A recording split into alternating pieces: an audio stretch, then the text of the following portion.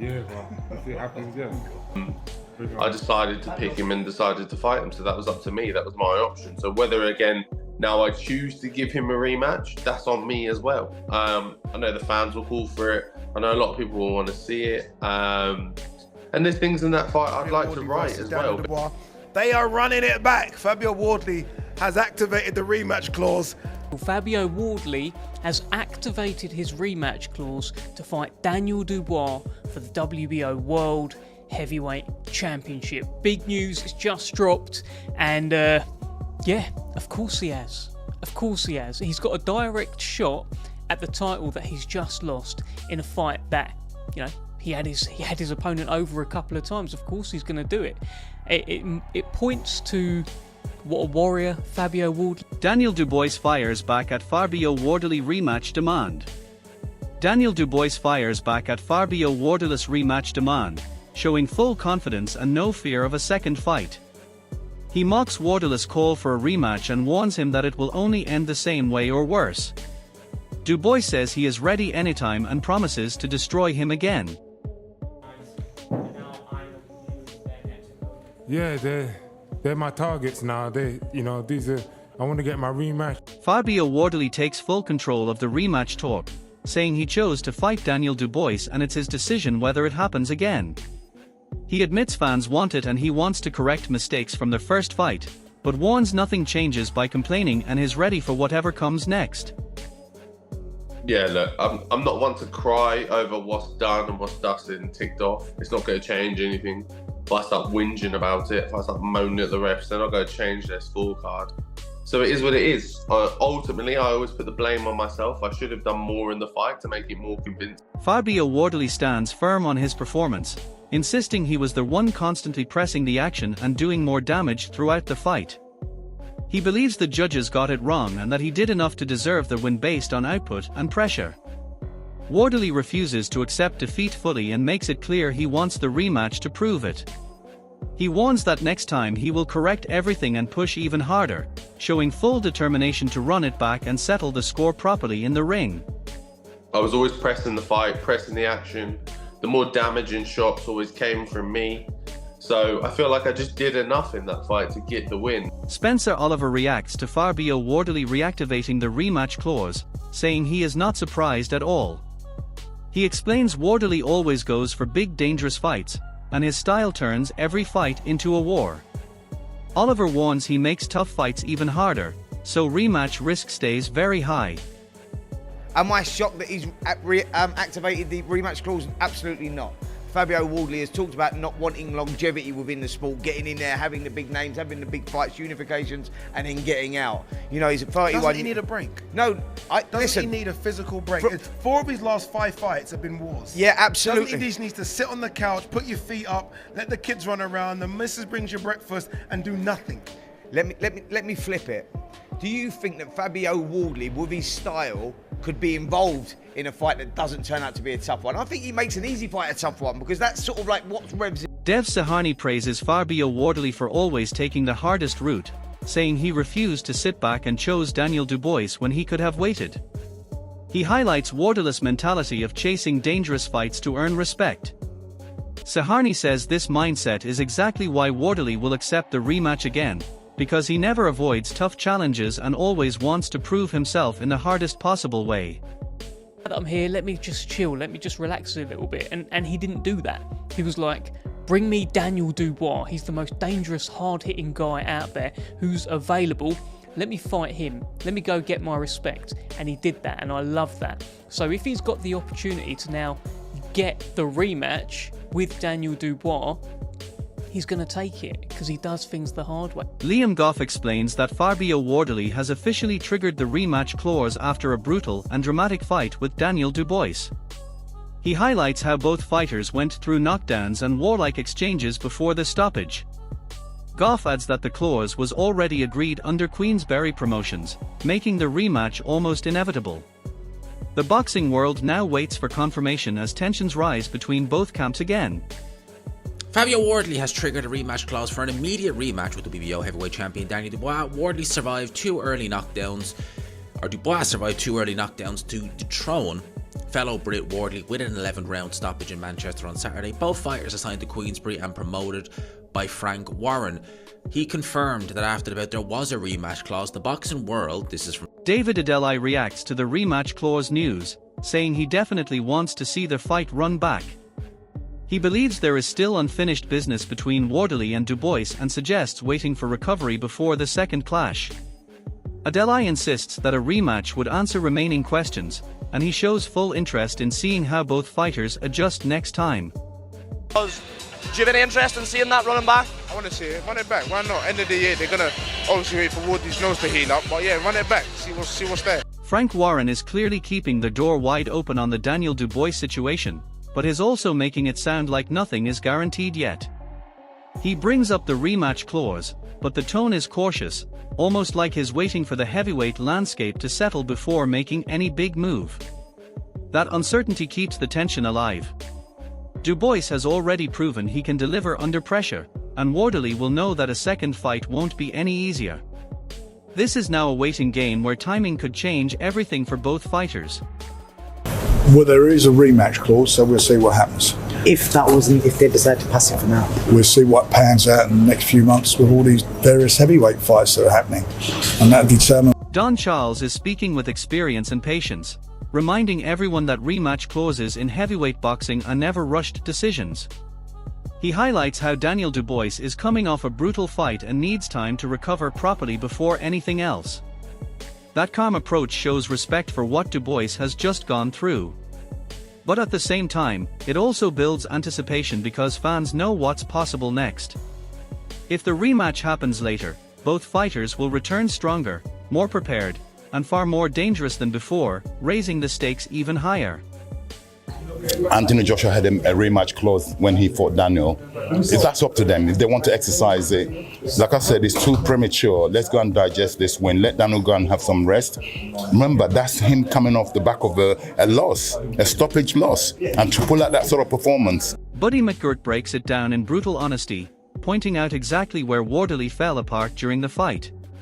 Once the knockdown happened, everything became one-dimensional, just chasing the right hand with no real structure. No jab, no defense, no adjustments, just survival mode. Against a fighter like Dubois, that becomes a serious problem very quickly. McGirt's message is clear: heart alone is not enough at this level.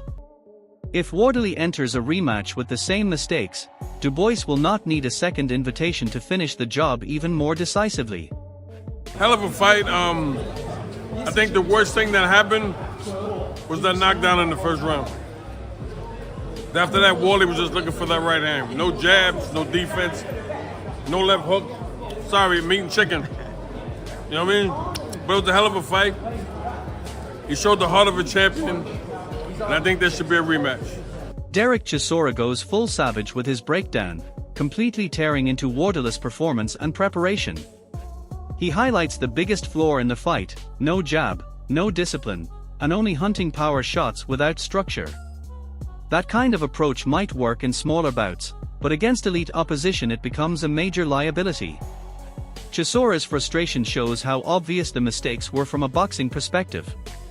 If Wardley doesn't correct those fundamentals, a rematch with Dubois will likely produce the same outcome or an even more damaging one inside the ring. Fabio was not ready for boxing. You know, no jab, nothing, looking for power shots. It's like he didn't train. He was busy commentating. Little bastard. He was supposed to fucking train in the gym. Dude, how many jabs did Fabio chuck? Less jabs. He didn't chuck no jabs. He didn't do anything with. The Wade Plemons delivers a brutal reality check on how dangerous that fight really became for Fabio Wardley. He describes a fighter completely lost in the moment, stumbling, disoriented, and taking punishment that raised serious safety concerns. When shots are landing that have previously dropped elite opponents like Anthony Joshua, it shows the level of damage involved. Wardley's toughness is undeniable, but this wasn't just toughness anymore, it was survival. And when a fighter reaches that point, questions about long-term safety and career direction become unavoidable after a war like that.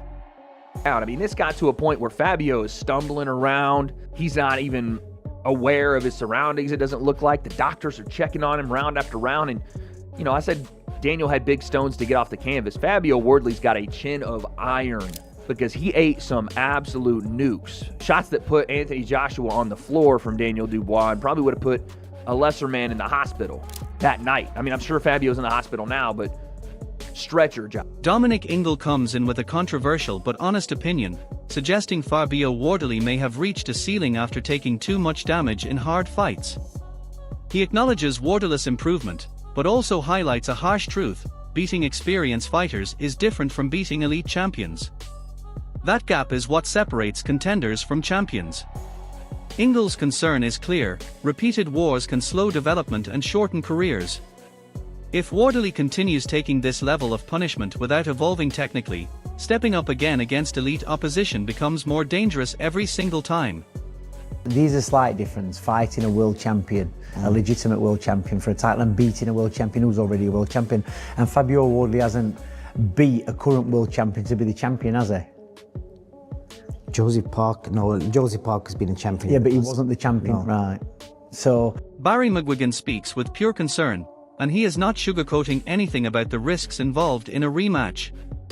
He believes Wardley has already taken too much punishment, and pushing him back into another war could be extremely dangerous.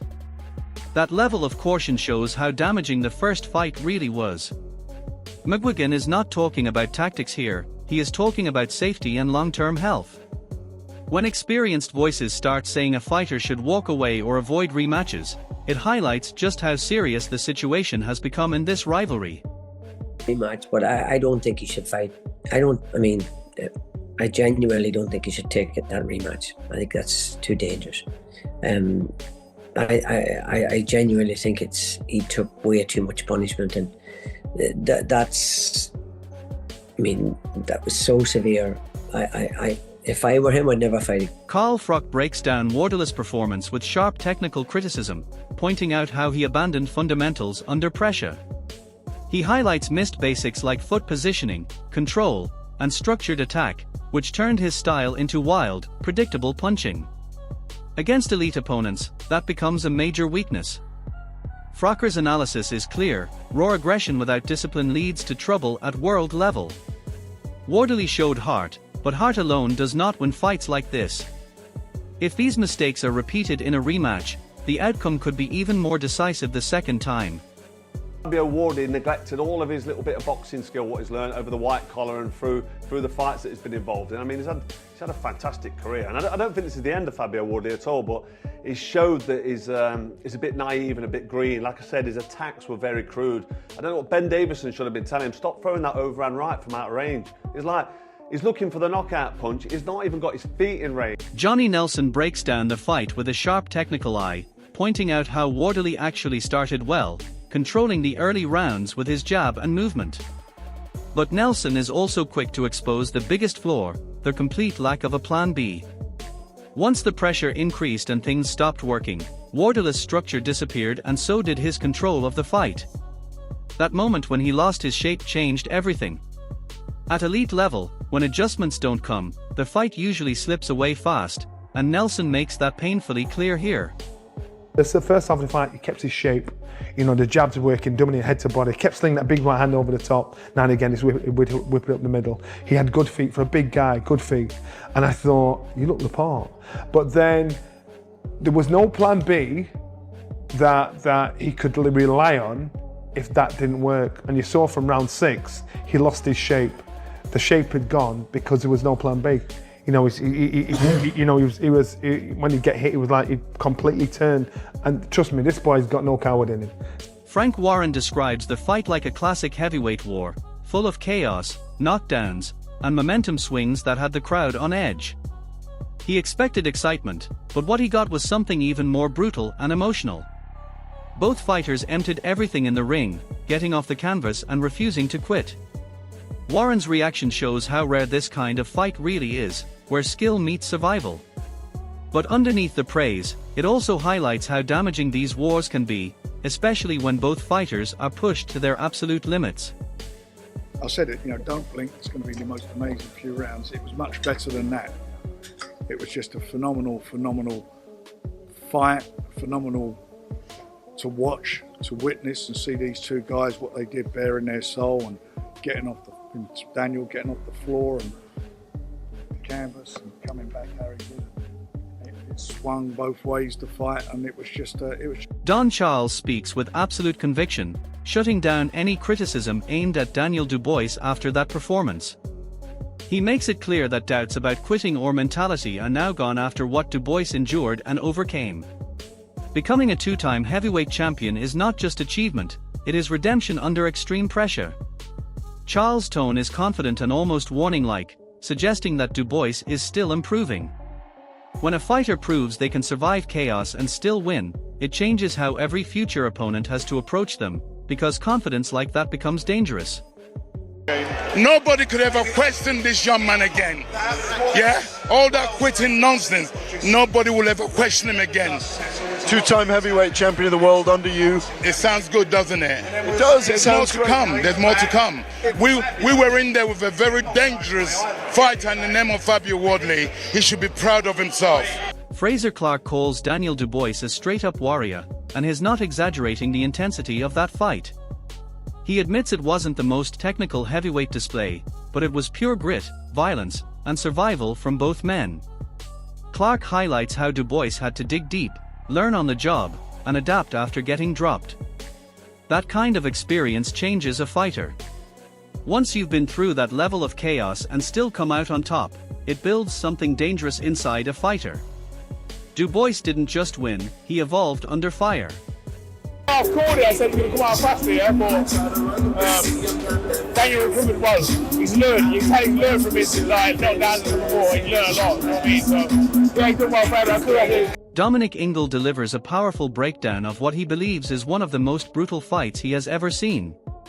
He praises Wardley's toughness for refusing to quit and taking punishment without breaking. At the same time, he highlights Dubois' composure under pressure, sticking to the game plan even when things got messy. Both fighters were pushed to exhaustion, both were hurt, and both refused to give in. Ingle's reaction shows just how close and violent this fight really was, where one mistake could have ended everything instantly. Tell you what, it's one of the best fights I've ever seen. One of the best fights. Fair play to Fabio Wardley. What a hard man he is. He didn't want to quit, his corner didn't pull him out. And Daniel Dubois kept his composure. He kept his composure, stuck to the plan. He started to get a bit tired himself. He realised that Wardley has still got something in the tank. He kept pulling it out of the bag, he looked dead on his feet. But what a fight that was. Daniel Dubois himself admits the truth about that fight, and it sounds like a fighter who has fully embraced the dark side of heavyweight boxing. He talks about needing that wake-up call and going to a deeper mental place to survive. That mentality is what separates fighters at the top level. When you are forced into chaos and still find a way to win, it builds something brutal and confident inside you. Dubois now sounds like a man who understands what it takes to survive at elite heavyweight level. Needed that slap just to wake up, stay in reality, it's just not slip, I got to dig deep.